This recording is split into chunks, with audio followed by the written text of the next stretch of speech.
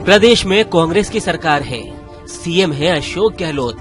गहलोत सरकार को 2.5 साल से ज्यादा हो चुके हैं। इन 2.5 सालों में सरकार अगर किसी मुद्दे पर घिरी है तो वो है कानून व्यवस्था। एक बार फिर प्रदेश की गहलोत सरकार कटघरे में है। दरअसल हनुमानगढ़ जिले के पीलीबंगा में प्रेम प्रसंग के चलते युवक की हत्या कर दिए जाने का मामला सामने आया है। इस मामले में युवक की पिटाई का एक वीडियो भी वायरल हुआ है। वीडियो में युवती के परिजन युवक को बेरहमी से लाठी डंडों से पीट रहे हैं। इतना ही नहीं, युवक को अधमरा कर पानी पिला पिलाकर उसे मारा जा रहा है। इसके चलते ही उस युवक की मौत हो गई। मृतक युवक के परिजनों ने शव लेने से इनकार करते हुए भीम आर्मी के नेतृत्व में पीलीभंगा के सरकारी अस्पताल के सामने धरना लगा दिया। धरने में शामिल मृतक के परिजनों और भीम आर्मी के पदाधिकारियों का कहना था कि जब तक हत्यारों की गिरफ्तारी नहीं हो जाती तब तक शव को नहीं उठाएंगे और न ही शव का पोस्टमार्टम कराएंगे।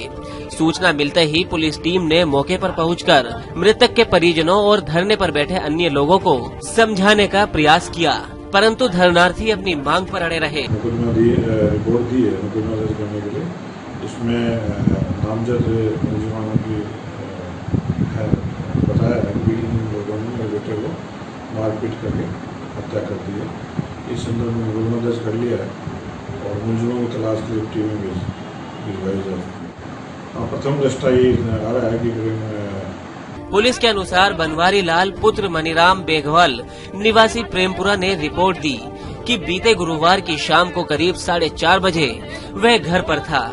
उसी समय विनोद, मुकेश, लालचंद उर्फ रामेश्वर, सिकंदर और दिलीप ओढ़ राजपूत निवासी प्रेमपुरा 2 बाइक पर सवार होकर उसके घर आए, जिन्होंने उसके पुत्र जगदीश को बाइक के बीच में बैठा रखा था। वे उसके घर के आगे गली में जगदीश को डालकर भाग गए।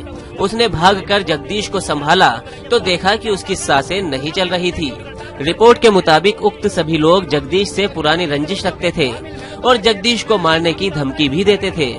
बीते गुरुवार को जगदीश दोपहर करीब 1 बजे सूरतगढ़ का कहकर घर से निकला था।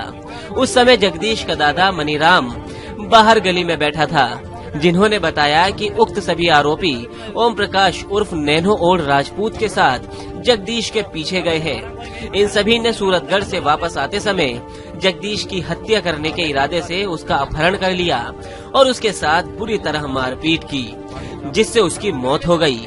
हत्या की इस घटना को लेकर विपक्ष ने सरकार को घेरना शुरू कर दिया है। राजस्थान की छवि एक शांतिपूर्ण प्रदेश की थी, लेकिन अशोक गहलोत जी के कांग्रेस शासन काल में पिछले दिनों सारे मापदंड तोड़ दिए गए और राजस्थान इस समय सर्वाधिक अपराधग्रस्त राज्यों में शुमार हो गया। 6,13,000 मुकदमे, जिसमें हत्या, डकैती, बलात्कार, अपहरण इस किस्म के मसले हैं। लेकिन अफसोस और दुर्भाग्यपूर्ण यह है कि दलितों और वंचितों के हितैषी होने का दावा करने वाली सरकार के राज में बीते 1 साल में 21.9% की बढ़ोतरी हुई है।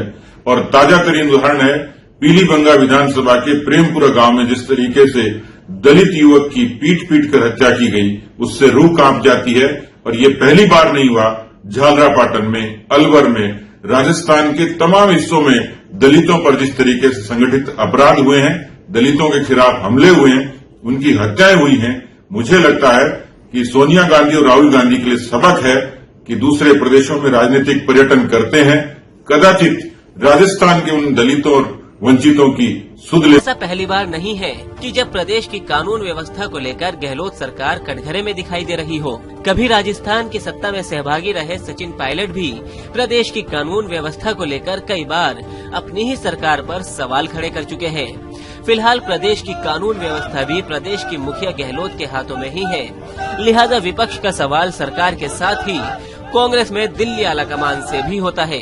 नमस्कार, मैं हूं आरती माली। आप देख रहे हैं V124 न्यूज। चैनल को सब्सक्राइब करें और सबसे पहले खबर पाने के लिए घंटी के बटन को दबाएं।